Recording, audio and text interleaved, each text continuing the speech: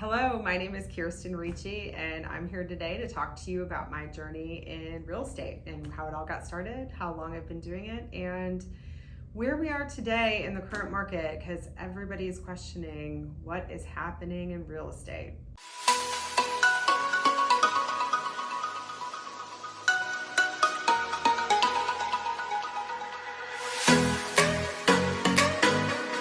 I started off in real estate in 2009, and it was 2008, 2009 was when I went to school, got my license, and it was the bottom of the market. I mean, we're talking about the Great Recession where people were mailing in their keys and homes were not selling. I mean, there was a ton of homes to sell, but they weren't moving. So every conversation that we'd have with somebody, and I say we, any agent at that time, would talk to somebody about, how much money are you bringing to the closing? What's your payoff? Is this going to be a short sale? It was really like, do you have enough put away to actually make a clean break from this property? And it was a much different conversation because you're really breaking into something like you had to save, and then it was still going to take maybe 6 months to get a contract, to go through the negotiation process, and to actually get a closing. So I started off in the very doldrums of this market, and I saw an opportunity so that, there's still people who needed to make a change. There's still people who needed to sell, and there were still people buying, although not as many. And I just thought it was a good way to learn slowly at a pace that was, manageable for a new environment. I came from a real commercial interior design background, so I thought that this would be a transition. It was sales, but it was still collaboration, it was still consulting, it was not just a hard, cold sell, and it could be helpful and useful. So that's why I thought that was a natural transition.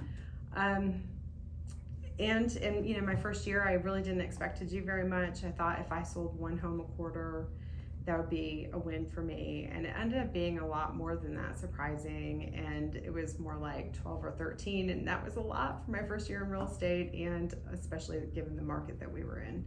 So I caught the bug. I thought it was great, and I enjoyed it, and it was interesting just to kind of learn the psychology, because I think that's really what real estate is, outside of having your analytical side of things, of evaluating a home and pricing it and different personalities and how do you make it work between all parties, and the negotiation side. So there's a skill set there.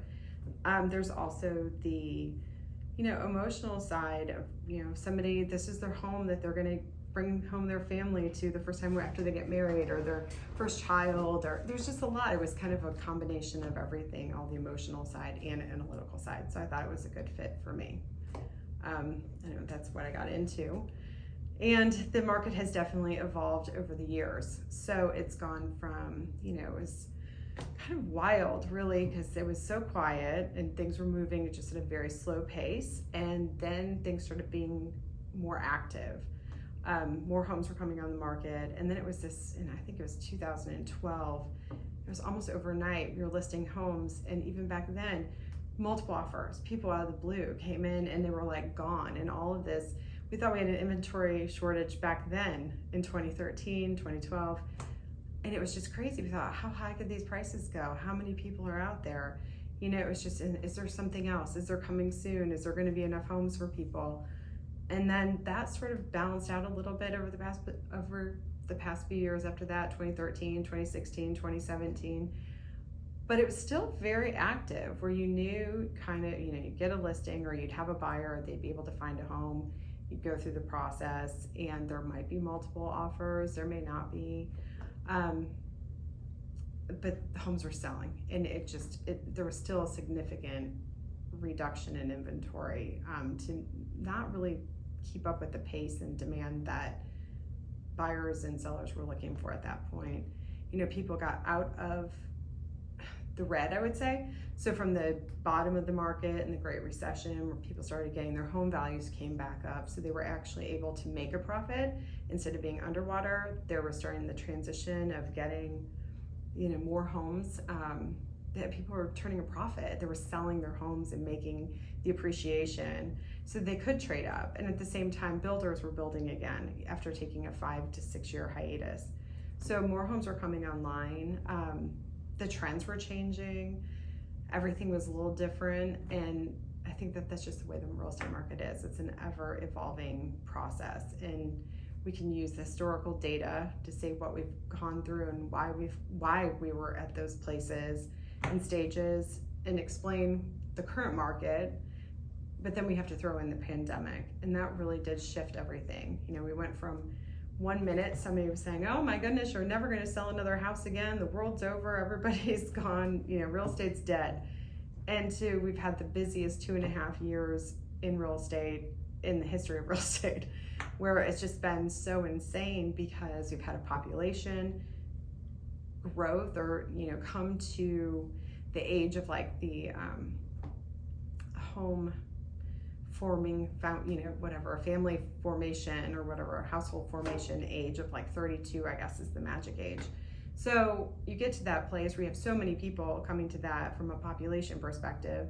Then you have a pandemic that allows people to move and kind of go wherever you want to go, and they're not confounded by boundaries and borders of cities, or this commute or that commute.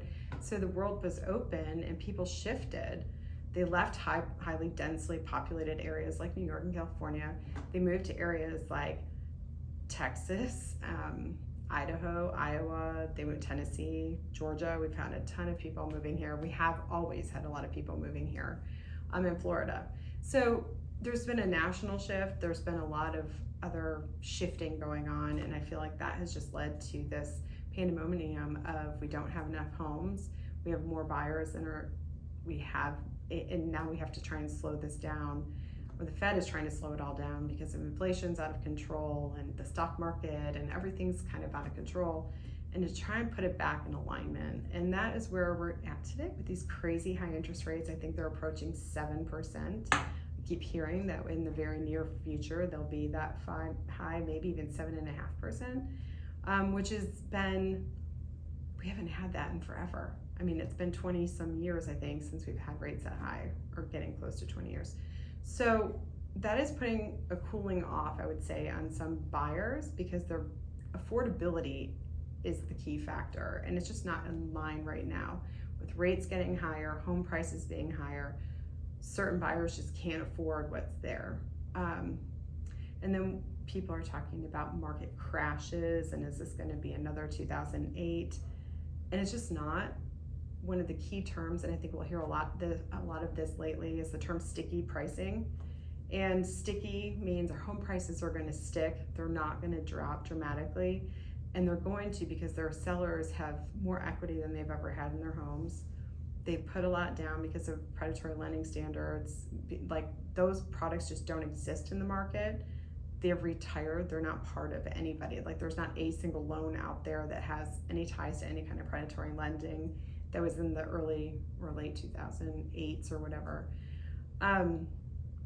So you're looking at all these different reasons why there's not a forced sale per se from a seller. And unless there is a reason for sellers to sell, there's no reason for them to drop their pricing. They have equity, they have a lot of it, and there's just no reason for them to give it away without, a real significant reason, and there just won't be. I don't know, I feel like I'm all over the place with that, but that's kind of where we are today in today's market. Thanks for watching my first podcast. I hope you liked it. If you did, click like and subscribe, and hope to see you next time.